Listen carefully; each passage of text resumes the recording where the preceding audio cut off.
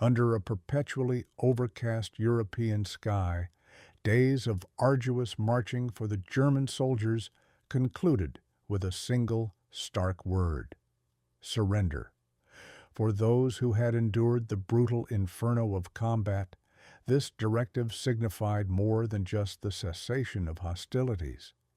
It meant the shattering of every deeply ingrained principle of honor, fortitude, and unwavering allegiance to the Reich. Many were mere youths, their worn footwear and threadbare overcoats bearing silent testament to their ordeal.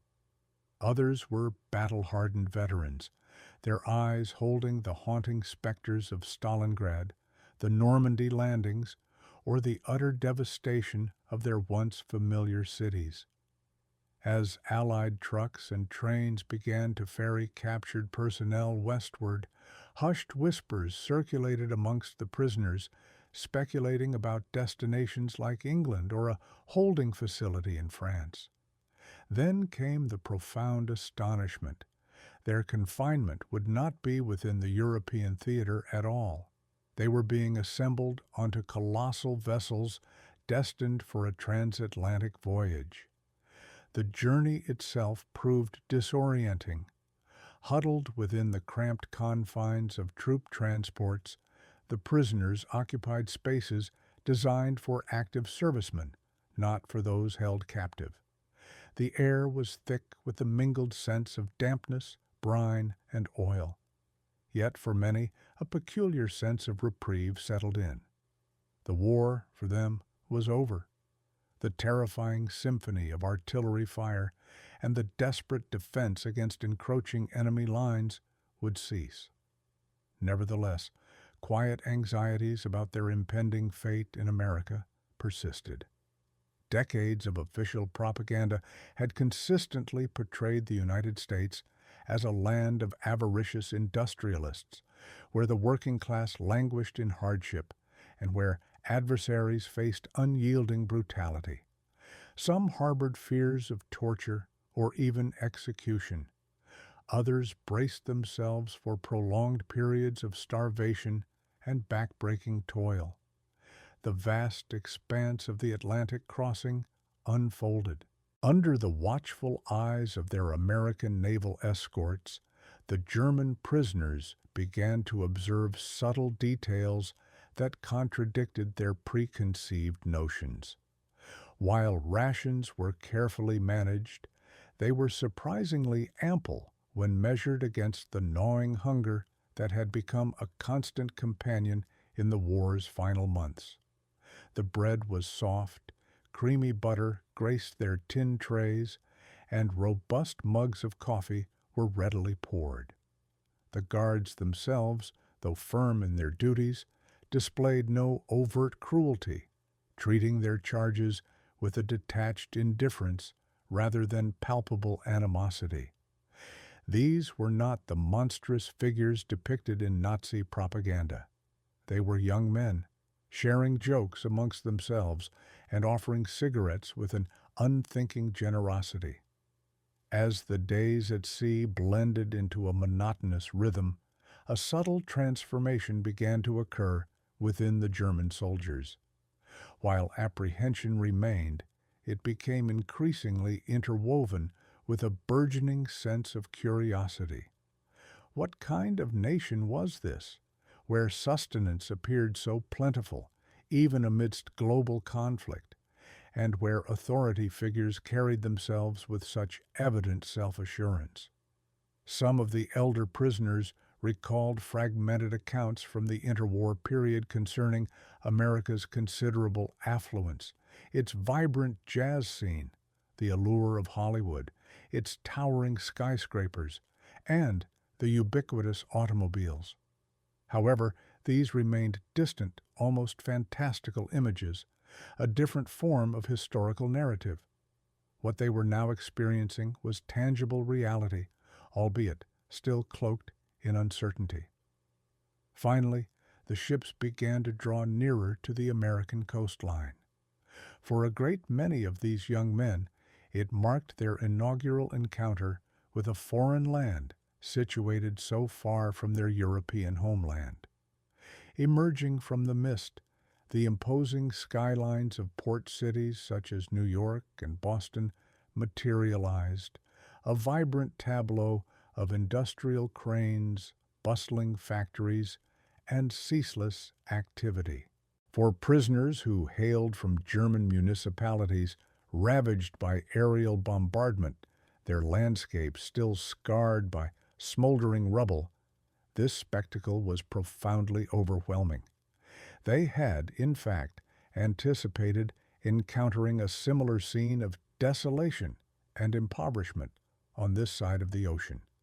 Instead, they were confronted with an undeniable aura of vitality, industrial might, and formidable power.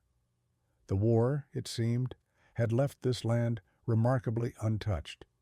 The process of disembarkation was executed with swift military precision. Under the watchful gaze of American military police, German soldiers descended gangplanks and were subsequently loaded onto trains bound for the nation's interior. The passing scenery through the carriage windows presented vistas utterly alien to their imaginations. Expansive agricultural fields, meticulously maintained small towns, and vast billboards advertising an array of products utterly unknown to them unfolded before their eyes. Aboard the train, hushed conversations arose among some of the prisoners, discussing the striking divergence between their current surroundings and the bleak depictions of America they had been indoctrinated with. The apprehension of encountering cruelty began to dissipate, supplanted by an unexpected sensation, a gnawing unease stemming from their own profound ignorance. It was in these nascent stages of their capture and subsequent transit that the prisoners first began to perceive the distinct possibility that their confinement in America might not equate to the harsh retribution they had envisioned. Nevertheless, they could not possibly have foreseen that among the most startling revelations awaiting them would not be the instruments of punishment, but rather the simple, everyday artifacts of American life, such as a seemingly inexhaustible supply of cigarettes and a peculiar sweet confection known as chewing gum. These minor indulgences would soon evolve into indelible symbols of an unfamiliar abundance, permanently etched into their collective memories. The initial impressions of America were indelibly imprinted upon the prisoners' minds, even before they set foot within their designated camps. The overland journey carried them through bustling railway terminals, where ordinary civilians navigated their daily lives with an almost unsettling tranquility, a stark contrast to the constant anxiety experienced by men who had lived under the perpetual threat of aerial attack. From the vantage point of their military train windows, they observed children relishing ice cream, storefronts overflowing with merchandise, and automobiles gleaming under the midday sun. For Germans emerging from cities hollowed by the relentless bombing campaigns and accustomed to ration cards that provided only meager provisions, this experience felt akin to landing on an entirely different planet. Their arrival at the detention facilities proved considerably less dramatic than many had anticipated. Encased in barbed wire and overseen by imposing watchtowers, the enclosures conveyed a sense of security rather than overt oppressiveness. Neat rows of wooden barracks extended outwards, their orderly arrangement evoking the semblance of a small, self-contained village. Within, the sleeping quarters, while utilitarian, were unexpectedly robust.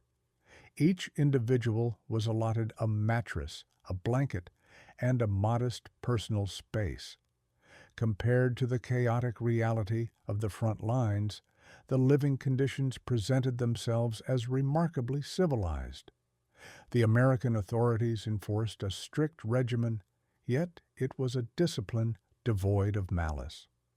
Guards meticulously upheld regulations with an authoritative presence, but without any discernible sadistic pleasure. This comportment baffled the German prisoners, who had been led to expect humiliation, or worse. The provision of food emerged as the first significant revelation. Within the communal mess halls, prisoners queued with their trays, receiving meals that seemed almost impossibly generous. Abundant portions of potatoes, succulent meats, bread of a pristine white hue, and vegetables that retained the vibrant freshness of having been recently harvested were served. Such provisions far surpassed anything the men had experienced in years. Many had resigned themselves to watery broths, ersatz coffee, and dry, unappetizing crusts back home. Here, even in their state of captivity, they were being provided with sustenance that likely exceeded what their families might be consuming in Germany. This stark contradiction evoked a profound, almost painful, internal conflict. Some could not entirely suppress a sense of guilt as they contemplated the plight of their hungry mothers and siblings. The American guards themselves contributed to this dissonance. They were not the cruel caricatures propagated by Nazi ideology.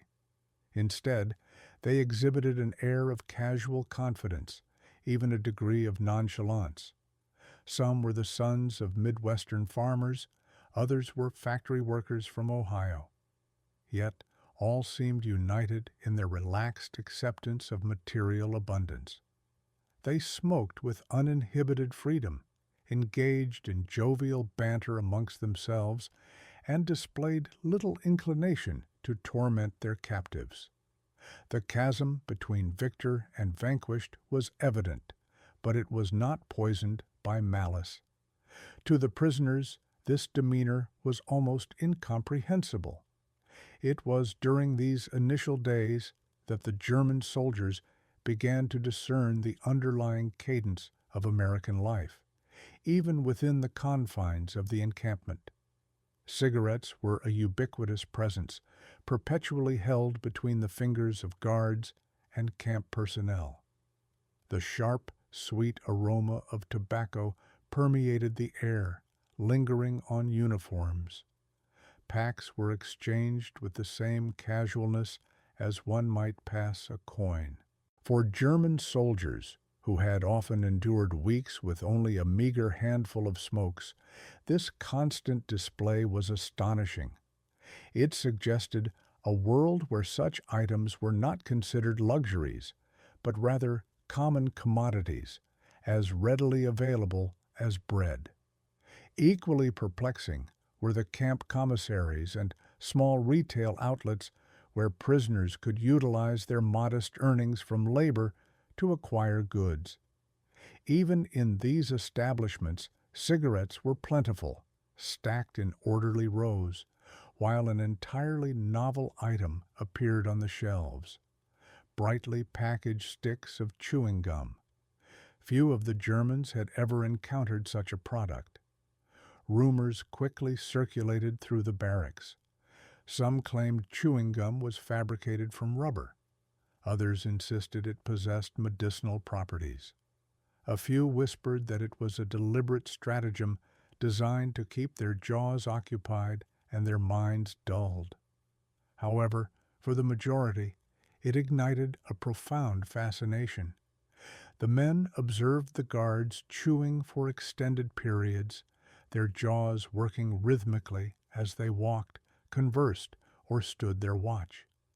The distinct sound of popping gum, the sight of bubbles being inflated and then bursting, was simultaneously comical and mesmerizing. When the camp canteens began offering gum for purchase, demand surged.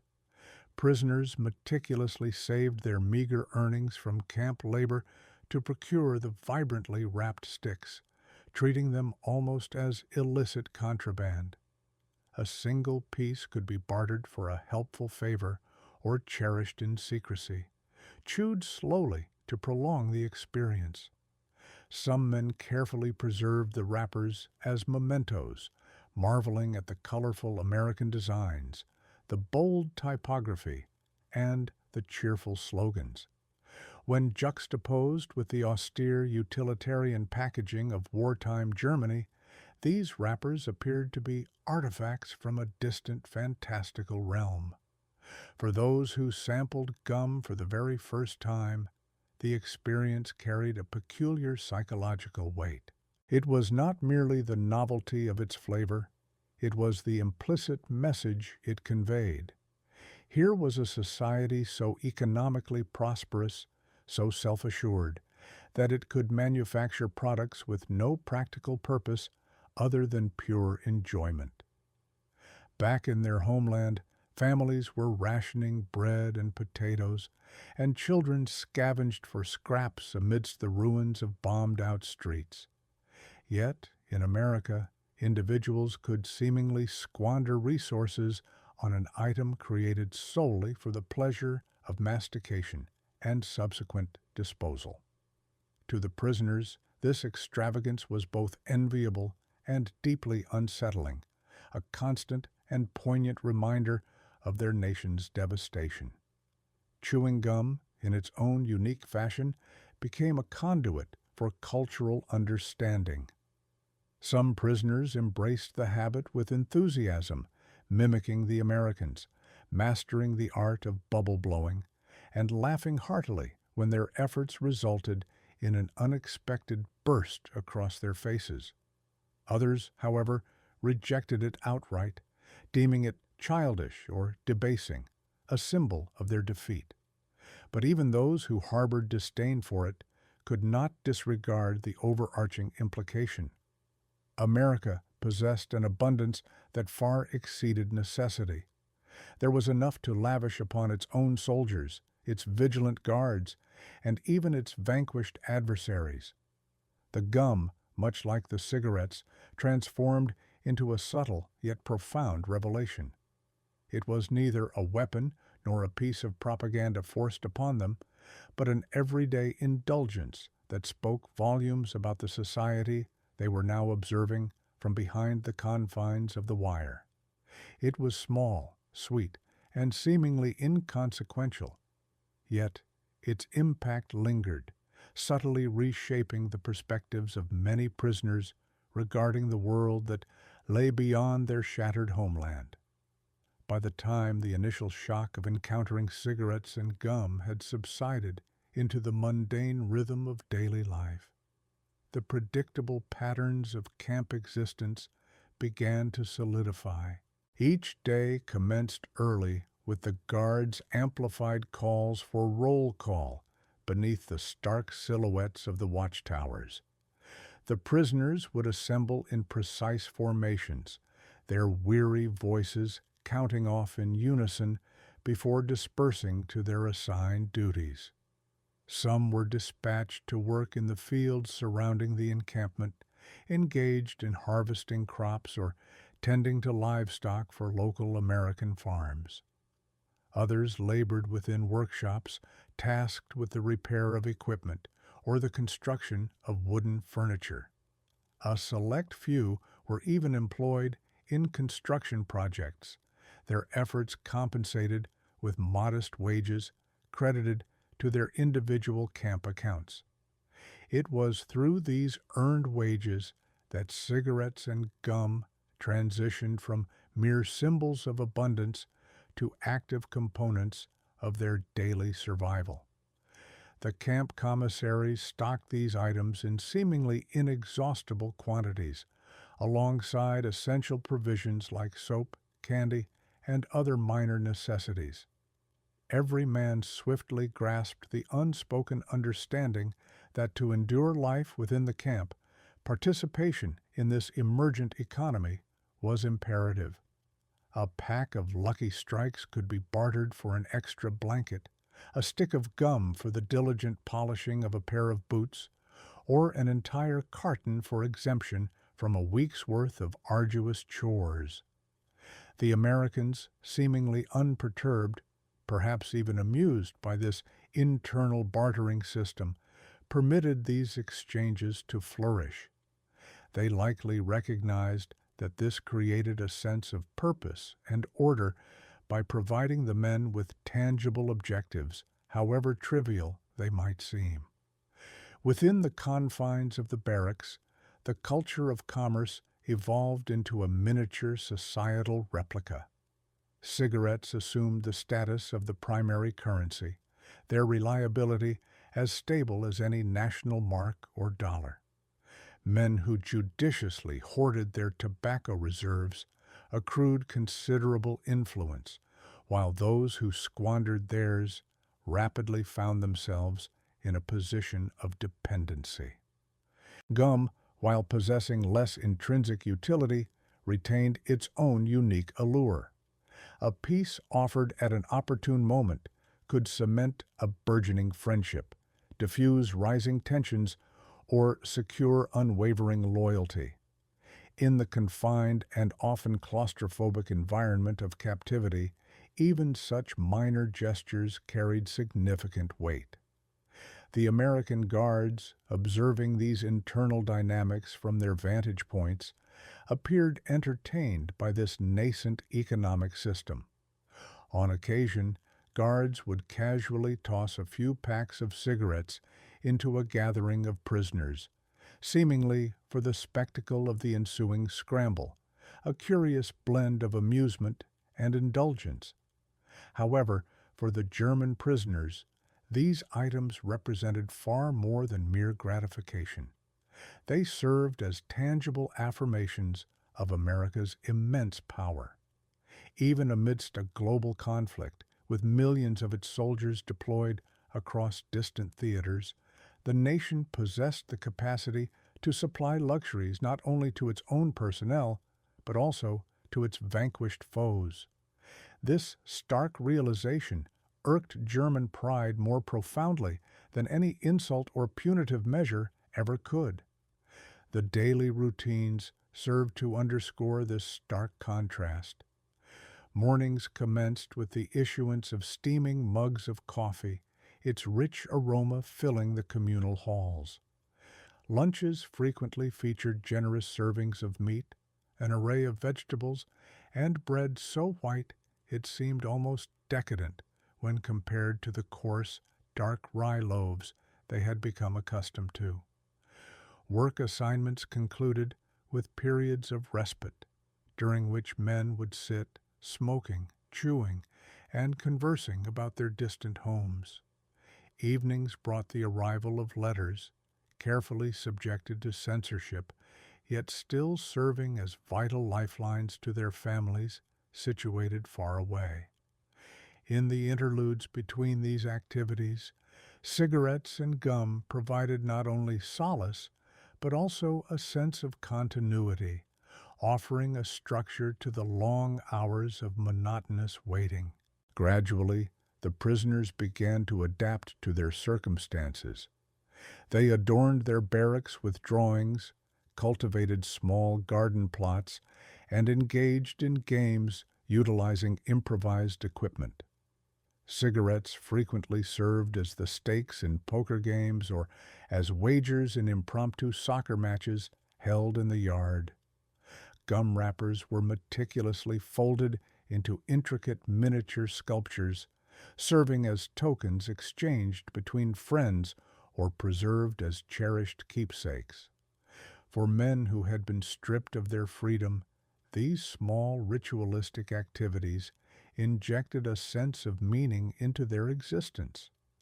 The sheer abundance of such seemingly trivial luxuries prompted many to contemplate the uncertain future that awaited them upon their return to their homeland. They envisioned families in their ruined German cities, desperately searching for meager bread crusts, while they, as captives, were experiencing what felt like untold riches. This profound dissonance weighed heavily upon them, igniting debates in hushed tones. Was their captivity here a form of profound humiliation, Or was it an unexpected and peculiar form of mercy?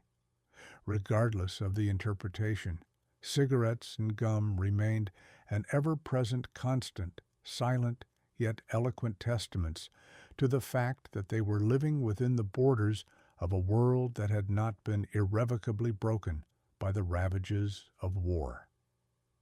As the weeks transmuted into months, the German prisoners began to comprehend the true magnitude of the cultural disparity that existed between their beloved homeland and the America that now enveloped them.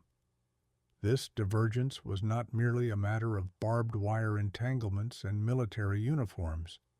It was the stark and undeniable contrast in the fundamental ways in which people lived, the values they held dear, and the things they seemed to take for granted. The mere presence of cigarettes and chewing gum had begun to sow seeds of doubt, but as the days turned into weeks, the prisoners' disquiet only deepened. They shared hushed accounts of their lives back home, whispered late at night in the confines of their bunks. One man recounted the gnawing hunger of the war's final years, remembering how his family, huddled in a root cellar, meticulously divided a single loaf of bread into portions so minuscule they were practically invisible. Another recalled mothers foraging for edible weeds to create a meager broth, while children sifted through the ruins of their cities, desperately searching for anything to sustain them. In Germany, tobacco had become an unattainable luxury, a privilege reserved for high-ranking officers or those engaged in the clandestine black market. Even seasoned soldiers often resorted to smoking dried leaf scraps stuffed into makeshift paper tubes, their throats burning from the harsh, acrid smoke.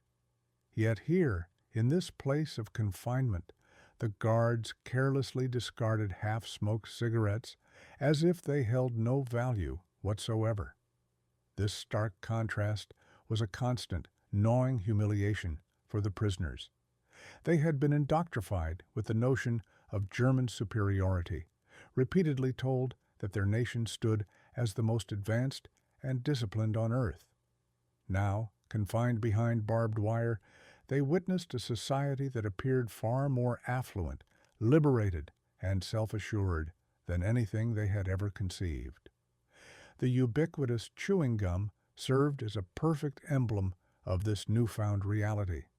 It was not a necessity, nor was it particularly practical. Yet, millions of Americans consumed it thoughtlessly. For the German POWs, it represented an almost taunting display of overwhelming prosperity. Their conversations invariably returned to the pervasive propaganda they had been fed. Many recalled posters and impassioned speeches that painted a grim picture of America as a decadent, corrupt society, riddled with unemployment and widespread misery. How could this narrative possibly align with the sight of camp commissaries overflowing with goods, the abundance of fresh provisions, and the seemingly endless supply of cigarettes? Some argued that it was all a carefully orchestrated deception, a superficial facade designed to mislead them. Others, however, began to concede that the truth was undeniable. The Reich had deceived them, and America was far more formidable than they had ever been led to believe. For the younger soldiers, this cultural dissonance took on a more personal dimension. They observed American guards in impeccably clean uniforms, their faces relaxed and cheerful, their pockets jingling with coins they readily spent on candy and soft drinks from camp vending machines. They watched them casually pen letters to their families with an unspoken confidence that their loved ones resided in homes untouched by aerial bombardments, surrounded by functioning shops and schools. These small, everyday observations resonated far more profoundly than any official pronouncements. They offered glimpses into a world starkly different from the shattered landscapes of Dresden or Hamburg. Even the simple act of chewing gum became a potent symbol of this divergence. Americans chewed it while on duty, while engaged in casual conversation, and while simply basking in the sun. The rhythmic popping and snapping of gum became an almost constant soundtrack to their captivity. While some Germans derided it as a childish habit, others harbored a quiet envy for the effortless freedom it represented. The ability to indulge in something so unnecessary without a second thought. That, they realized, was a demonstration of power. It signified a nation so secure in its wealth that it could afford frivolous indulgences, a concept utterly foreign to men raised in an atmosphere of scarcity.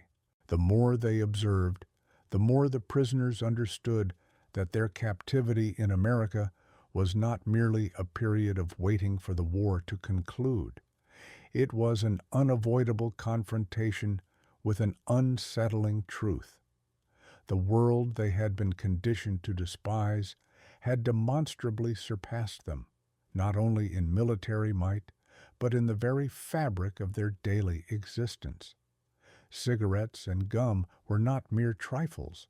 They were irrefutable evidence of abundance, tangible symbols of a culture that had flourished while their own nation had crumbled into ruin. When mail finally began to reach the camps, the prisoners encountered yet another painful disparity. Letters from home arrived sporadically, often with significant delays, and were invariably subjected to censorship. Each envelope carried with it the faint, somber scent of a war-torn Europe. The ink was smudged, the paper brittle, and the handwriting reflected a palpable anxiety. Families wrote with extreme caution, acutely aware that every word would be scrutinized by Allied censors. They spoke of health in vague terms, mentioning survival despite immense hardship. Yet, between the carefully chosen lines, the Germans could discern the unspoken realities: hunger, pervasive fear, and the slow, insidious erosion of hope. In turn, the prisoners, seated at rudimentary desks under the watchful eyes of their guards, penned their own replies across the vast Atlantic. They described their days with meticulous care, understanding the limitations imposed by censorship, yet it was impossible to conceal everything. Some admitted that they were being provided with ample food, a far better provision than they had anticipated.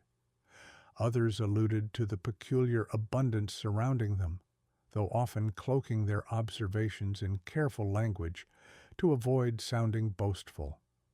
"We are treated with decency," one might write. "There is enough to eat, and even small comforts are provided." However, the true essence of their experience lay in what remained unsaid, in the ceaseless presence of cigarettes and gum, which had effectively become the currency and a potent symbol within the camp. Still, these luxuries found their way into their correspondence indirectly. A prisoner might mention that his physical health was improving, his nerves felt calmer, and his spirits were more steady.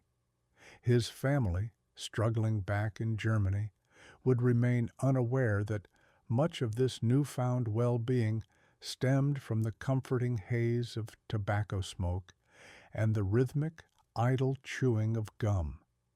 Some wrote with a greater degree of boldness, speaking of cigarettes being readily available, even to prisoners, as if to offer reassurance to their families that captivity was a survivable experience.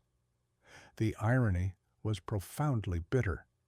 Men confined behind wire were smoking freely, while their fathers and brothers in Germany were lighting scraps of newspaper rolled into crude tubes.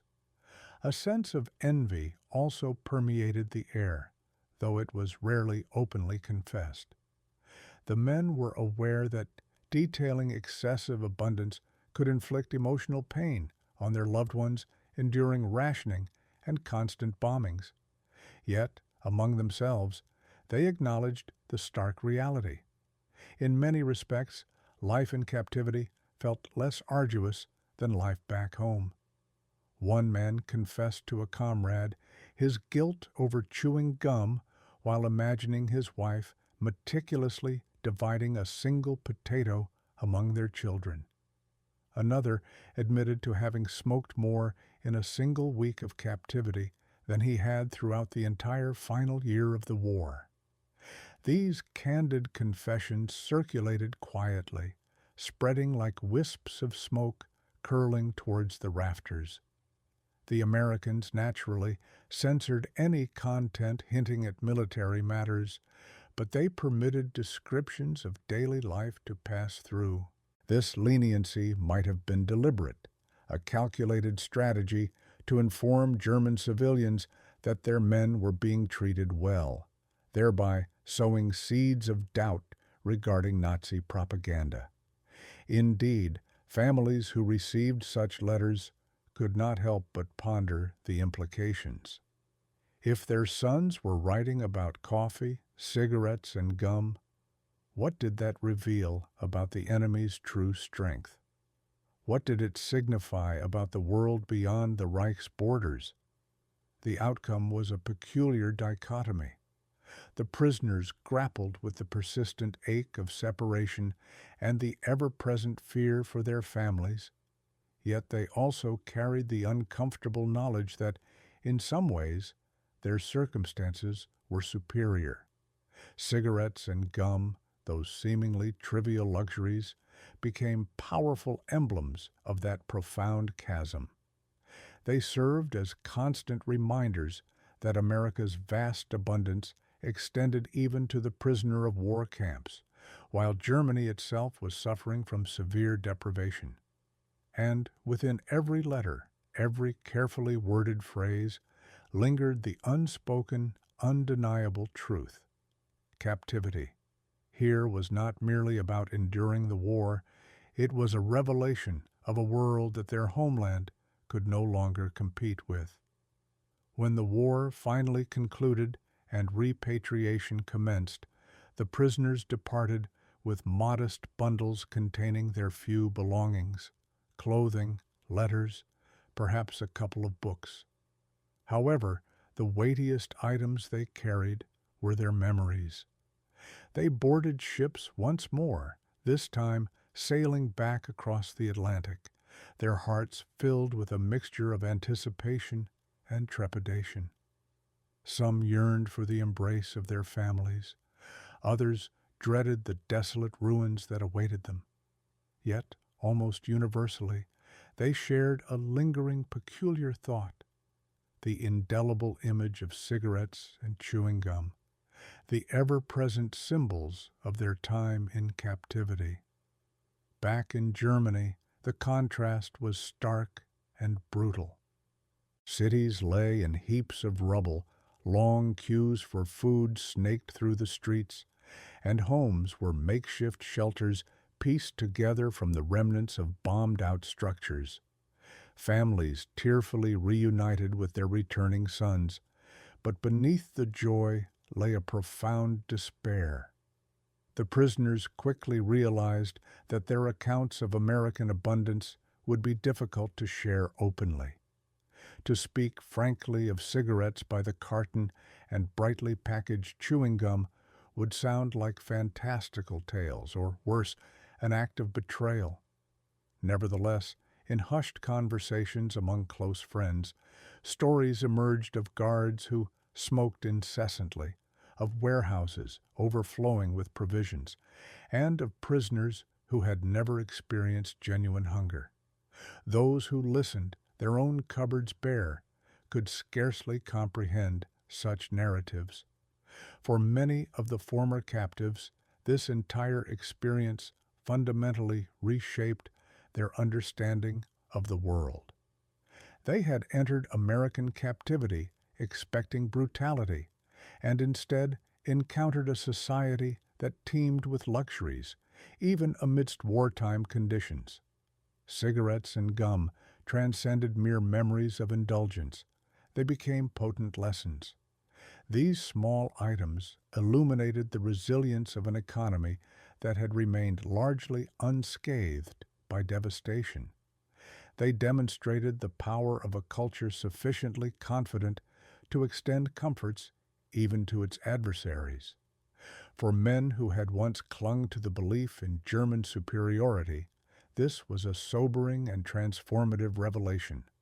Some carried these newfound understandings into their subsequent lives.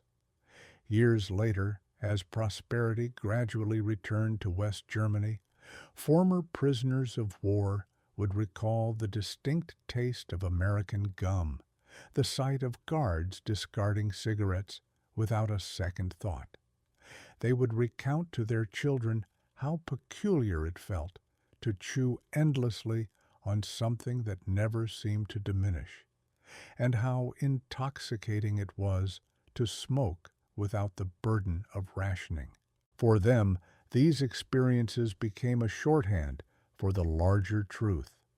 America had not only triumphed through its military might, but also through its overwhelming abundance. Others spoke of the profound psychological impact of these luxuries. To be surrounded by immense wealth while knowing one's homeland was suffering from scarcity was a simultaneously comforting and deeply humiliating experience.